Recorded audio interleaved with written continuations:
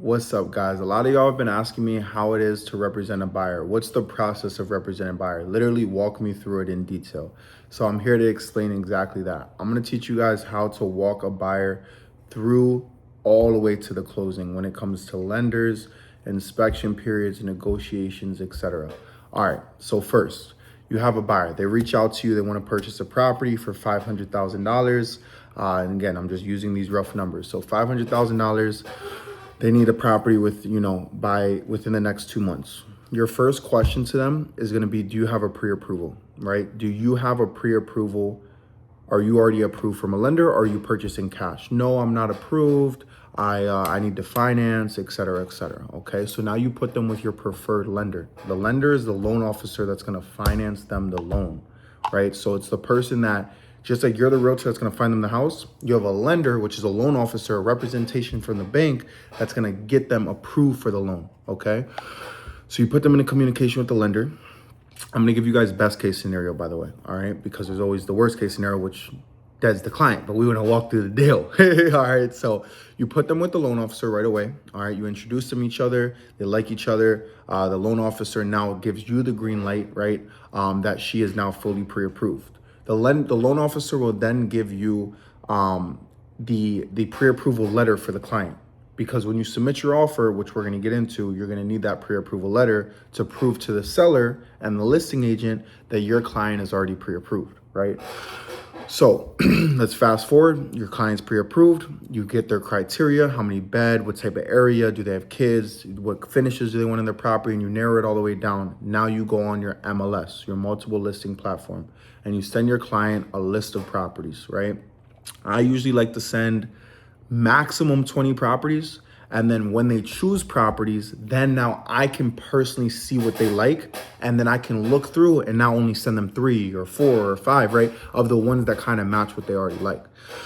So once they send you, let's just say 4 properties that they like, you call them, you say, thank you for sending me those properties. What's your availability to see the properties in person? Are you available tomorrow? Are you available the next day, right? And you just see what their availability is for showings. Now, me personally, I like to pick my clients up with my driver, right? So I like to, just build the rapport with them in my driver's car. I've been able to build my finances to the point where I have my driver on a 1099, so I can have my clients ride with me, right? And they don't need to drive. But for some of you newer agents, you would set up the showing. So let's just say it's Monday today, and they're like, all right, on Wednesday, I want to see the properties at 11 a.m. till 2 p.m. and then at 3 p.m. I have work, so I can't see them. So you'll go ahead and reach out to the listing agents. Out of the 5 properties, you'll start at 11 a.m.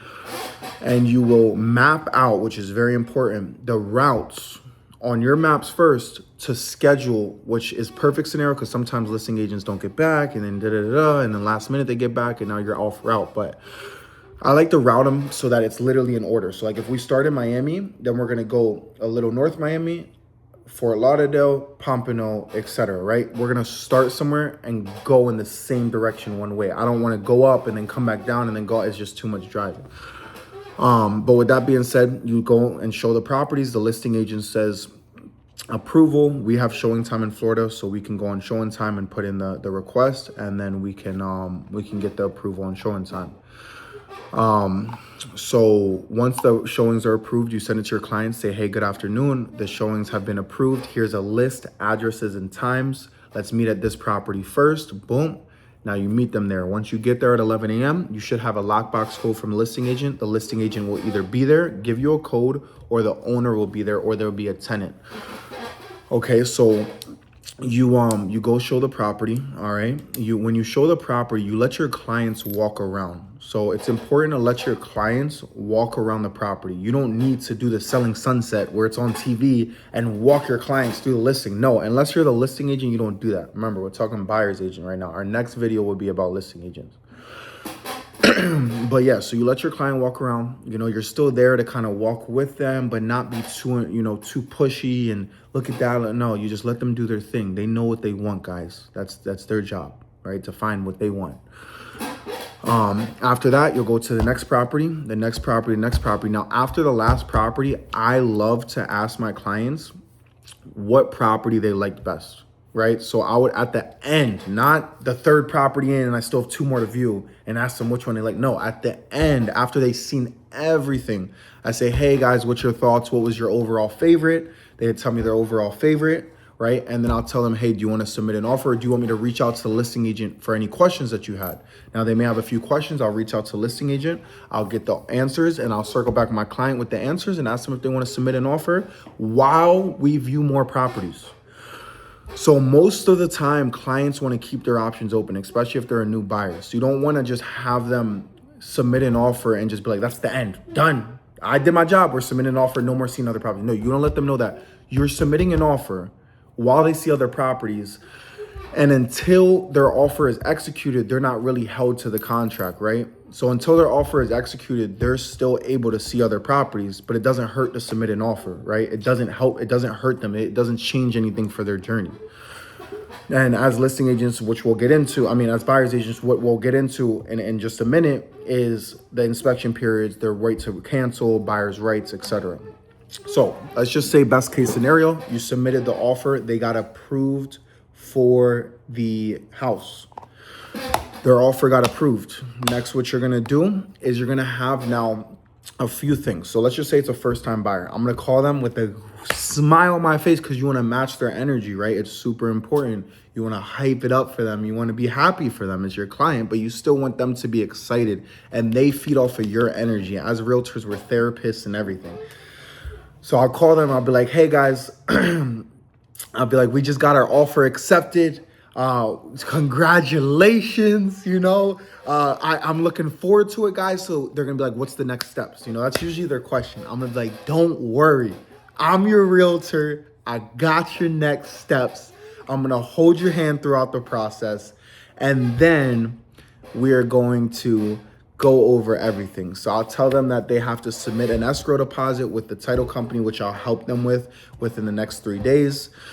The escrow deposit is fully refundable during your inspection period, and then you have a loan contingency period. So the next step is going to be submitting an escrow deposit within the next 3 days. What I'm going to do on my end is I'm going to reach out to my inspector so that he can host an inspection at the property as soon as possible, so we have time to review it and time to think over it, so that we can make our next decision on if we're going to move forward, right? We don't want to be in a rush. We don't want to see our inspection report and then 2 days later have to, pass inspection period. No, we want enough time. So I have inspectors that I'll reach out to the next day, and I'll just be like, yo, hey, Fabio, that's my guy. Hey, Fabio, I need an inspection done tomorrow. Boom, he's there. Now, I have a 7-day inspection period, right? So I have 6 more days to review it after he gets back to me. Usually takes him 2 days. But let's go back to next steps.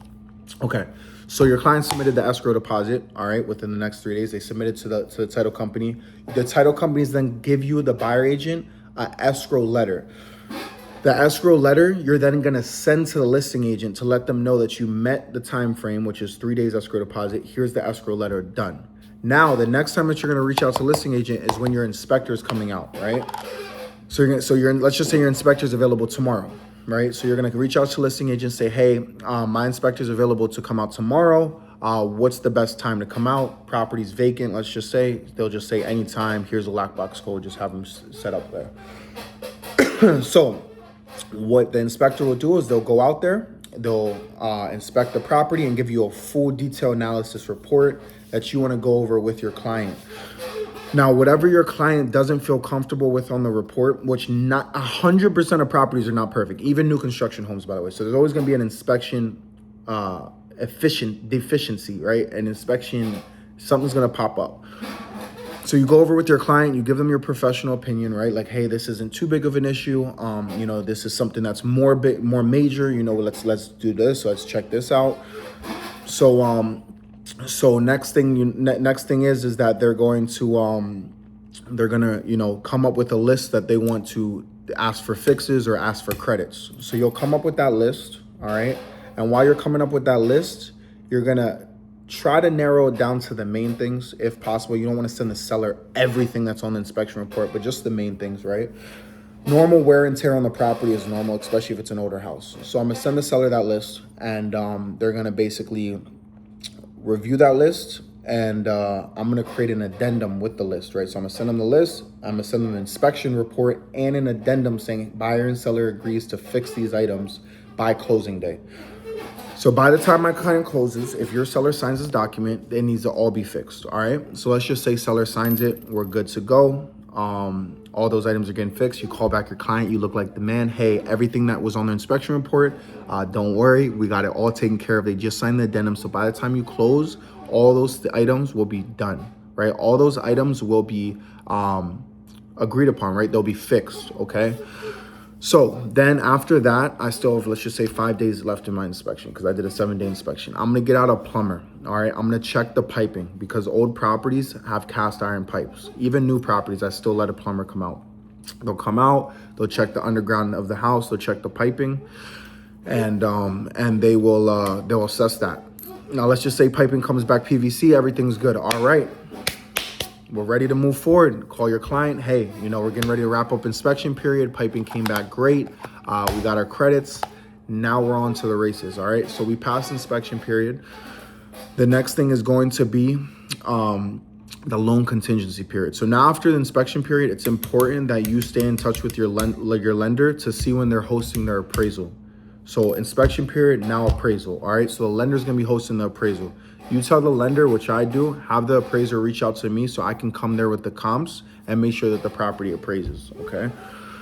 So appraiser goes out there within the next, let's just say 4 days after inspection period. So now we're on day 11 and they go ahead and host the appraisal. The appraisal comes back great, day 13. We're good to go on appraisal. Now you call the listing agent, you just say that the property appraises. If it appraised way over, you still just say the property appraised. That's all they need to know, all right?